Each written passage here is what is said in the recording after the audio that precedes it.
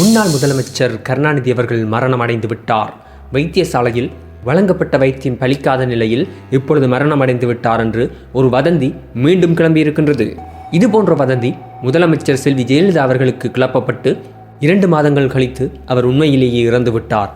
அதனால் தயவு செய்து இணையத்தில் செய்தி பரப்புபவர்கள் இவ்வாறான தகவல்களை பரப்ப வேண்டாம் என்று கேட்டுக்கொள்ளப்படுகின்றார்கள்.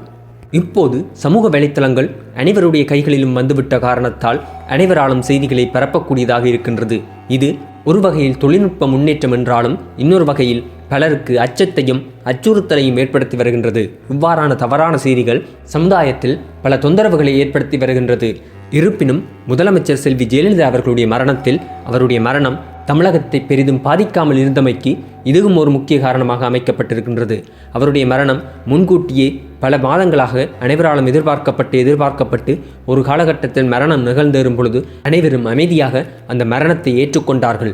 கலவரங்கள், கடையடைப்புகள், சர்ச்சைகள் என்று அனைத்தும் தவிர்க்கப்பட்டது என்று கூறினாலும் இதற்காக சமூக வலைத்தளங்களுக்கு நன்றி கூற முனைந்தாலும் ஒரு போலியான செய்தியை பரப்புவது மிகவும் தவறான ஒரு விடயமாகும்.